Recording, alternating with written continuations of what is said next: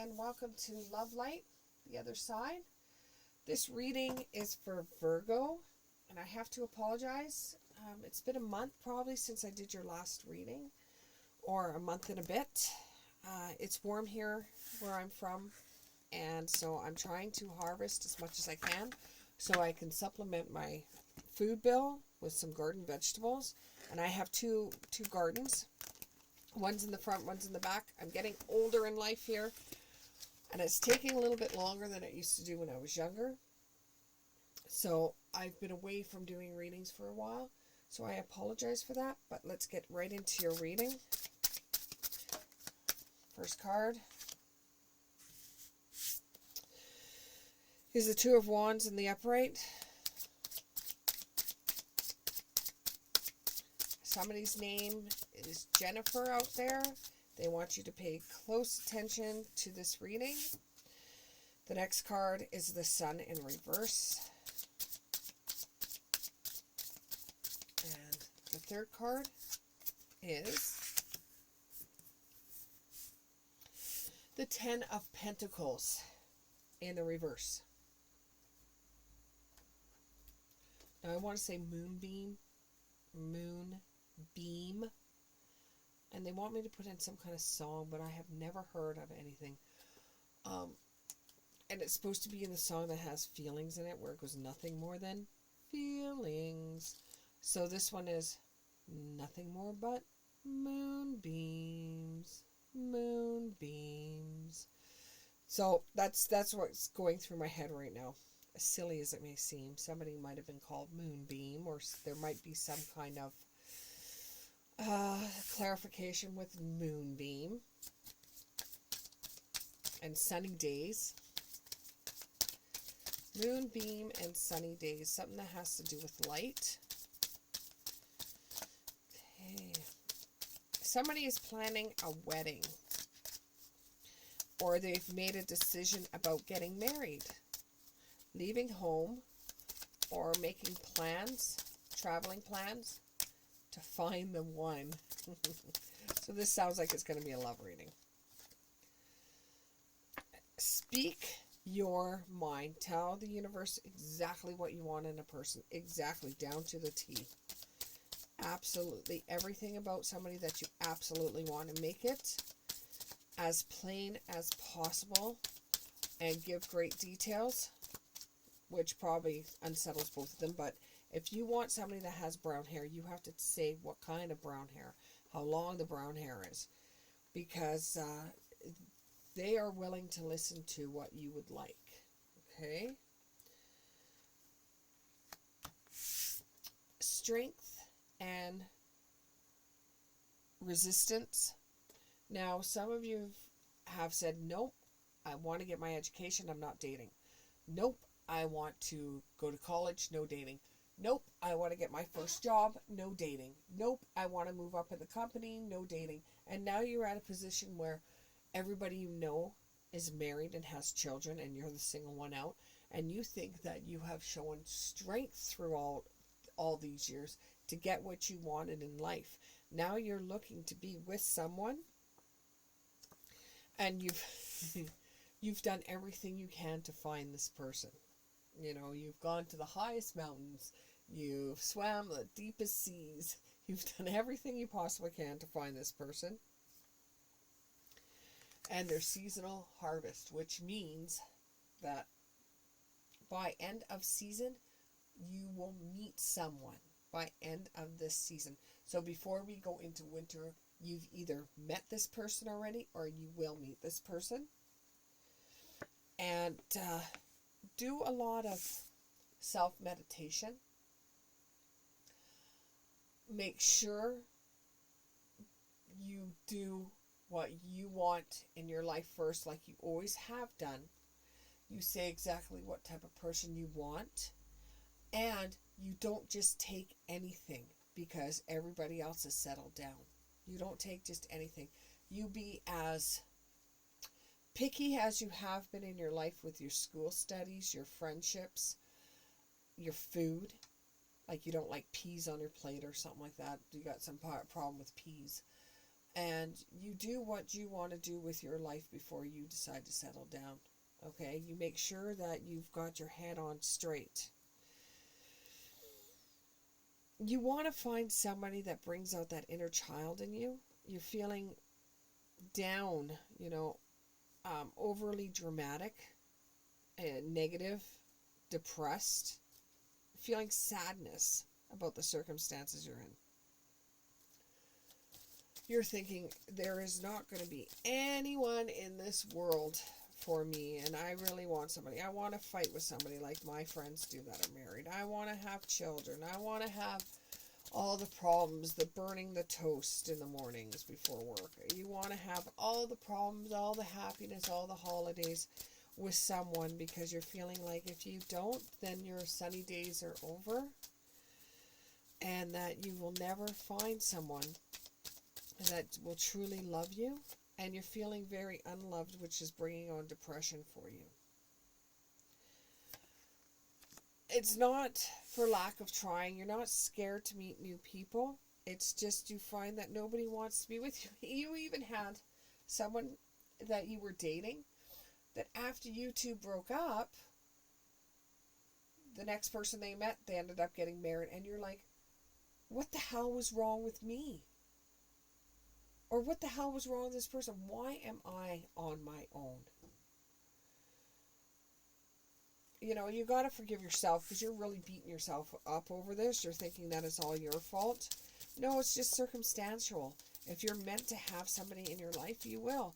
But just, don't pick any Tom, Dick, and Harry. Make sure that when you're got your sights set on someone that you truly want, and you've acknowledged it to spirit, that that you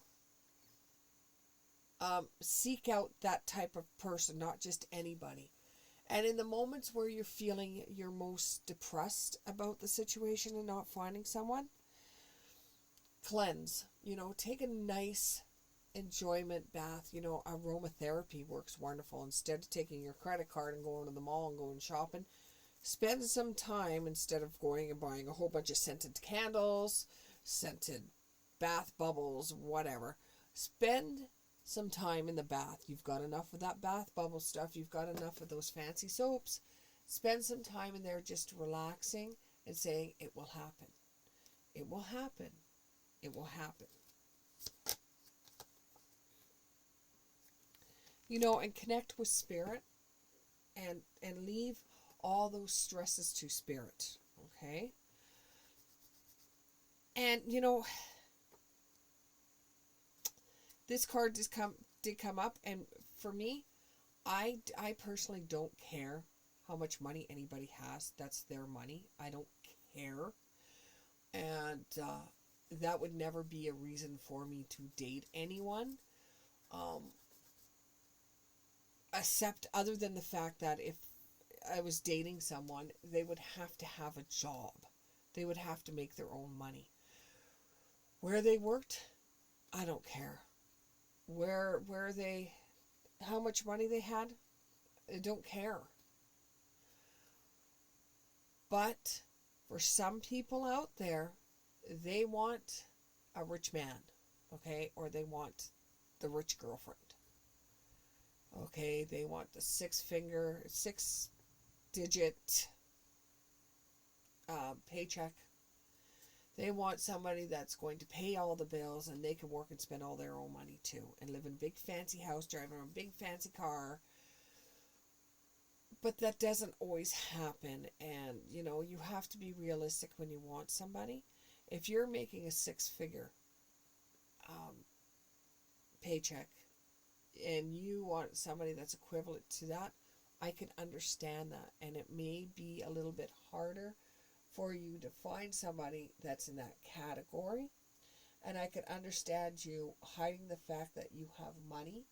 And I can understand you as soon as somebody mentions to you anything about money per se, you're like, that's it, done. They're just a gold digger.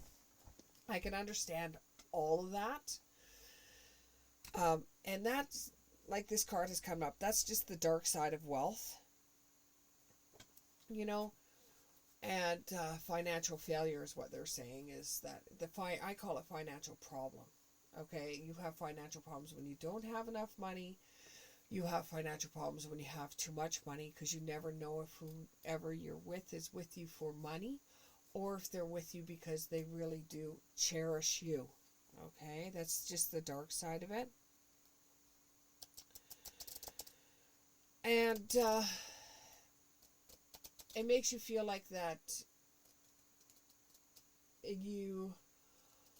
for some of you out there, you're just lacking the resources to find somebody that you would like to be with. You feel like because you live in an area that's not very prosperous or has a lot of money, but like you live in your old grandma's house that passed away, and she left you the house, but it's not in a very good town. So it would be hard you're feeling like it would be hard for you on the flip of things.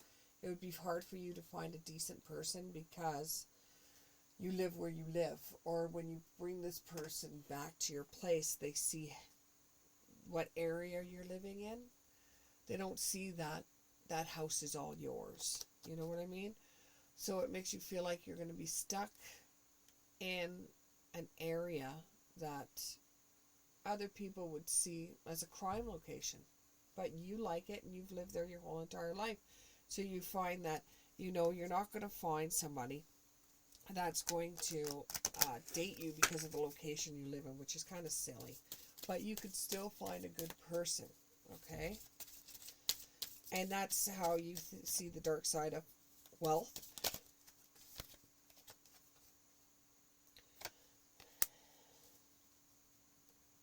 So you're seeing both sides of it. You do see both sides of it. You see the side, like I do as well. You see both sides of it. You can understand how somebody would want somebody that has a few bucks if they have the same kind of system. You see how somebody would not want to show somebody where you're living. But that's just where you're living. You don't have to talk about that when you're meeting somebody. You could just, say you could explain it to them without actually explaining it to them. And, or, I understand it's your grandmother's place, but you may feel like in a few years' time you'd like to move and not be in that same neighborhood as you were before, because you yourself is going to start getting more money, and they're going to notice that because of the car you drive or the clothes you wear, and it might be the time for you to move out of that area, or or sell, or if somebody would buy the place too. I understand that as well. It's just it's hard where you're coming from to find somebody that is going to accept you for that, and that's understandable. That's really understandable. Finding a decent person with that kind of background, it's understandable. But you yourself are a decent person, and if you keep on saying, I'm a decent person, I will find somebody that's a decent person. I'm a decent person, I will find that decent person. You learn from life. You learn from life. You have to date some bad apples, because you haven't dated too much because you always wanted more in your life. You're going to have to date a couple of bad apples to find somebody that you're going to really want to be with.